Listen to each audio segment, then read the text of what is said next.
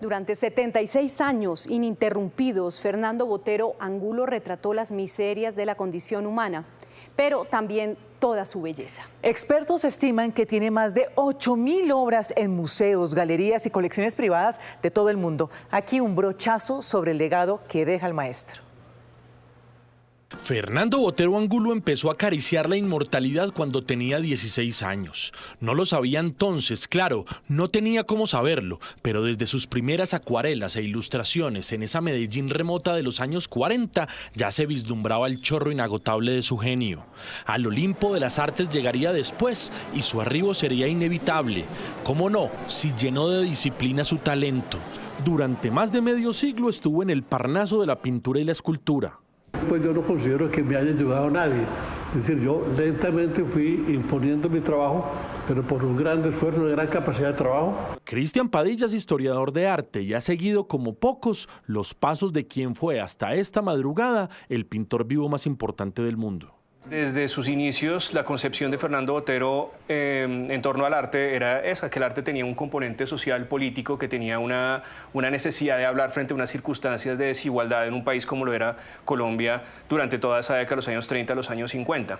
Desde Madrid, Luis Fernando Pradilla, amigo personal de Botero y una especie de custodio de su legado, nos revela la magnitud del artista autodidacta. Te sorprende darte cuenta de que ya es un artista a los 16 años, que nunca nadie le había enseñado, que nunca había podido tener la posibilidad de asistir a un museo, porque él aprendió a ver arte por los libros.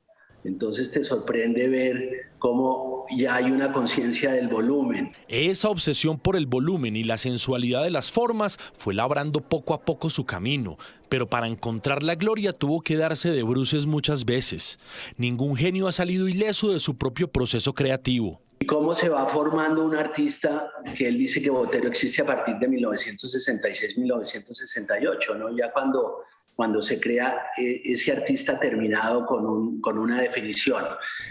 O sea, lo que todos conocemos como esas figuras boterescas, llamémoslo así, pero todos esos años formativos a partir del 48, los 50s y los 60 son extraordinarios. Con tenacidad, Botero capoteó la estrechez económica de los primeros años y sus trazos magistrales comenzaron a emerger a tientas. A sus 19 años expuso por primera vez en Bogotá y vendió todo. Con esa plata emprendió su travesía por Europa en 1952 para estudiar a los grandes clásicos, las pinceladas del Renacimiento y el arte moderno.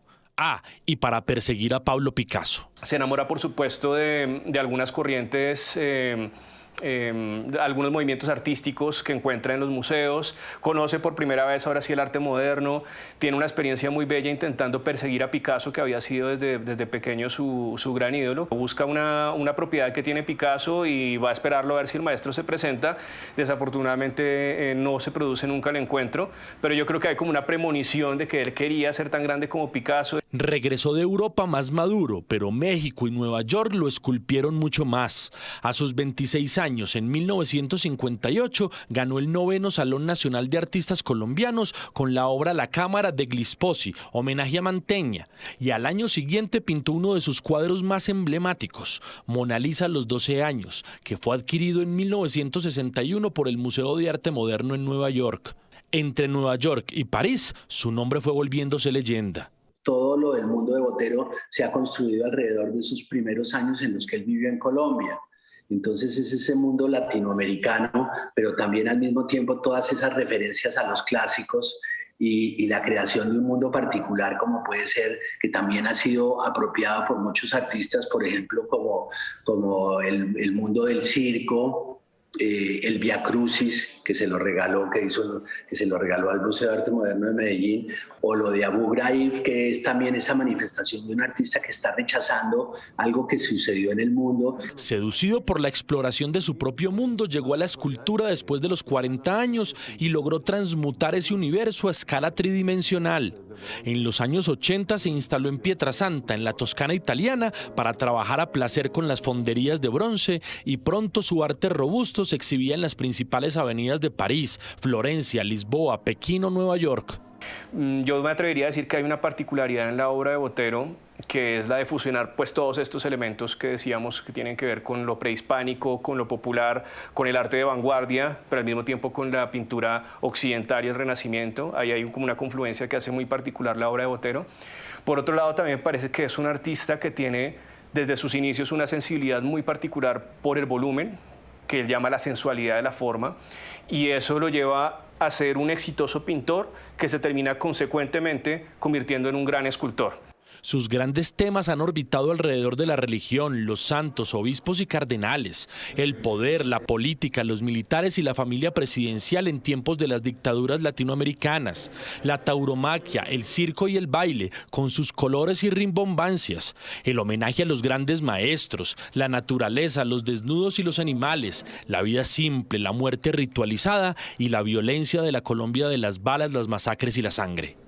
O sea, los artistas no pueden cambiar de alguna manera la historia, es muy difícil, pero sí dejar una memoria de lo que ha sido la historia. Es como el Guernica de Picasso, ¿no? Entonces, de la misma manera, pues Fernando ha dejado una memoria a nivel de los cuadros de la violencia de Pablo Escobar, que están en Colombia. Uno podría pensar desde esa perspectiva que la serie del circo es una etapa muy distinta, por ejemplo, de la que le sigue posteriormente, que es Abu Ghraib. El circo es todo un escenario lleno de color, es realmente vivo, es vibrante, es rimbombante incluso. Y exactamente después del circo, Botero empieza una serie que es tremendamente oscura, que es tremendamente dramática. Faltarían noticieros enteros para repasar su obra como corresponde, pero aquí hemos tratado apenas de darle un brochazo. A sus 91 años, hoy dio su último suspiro.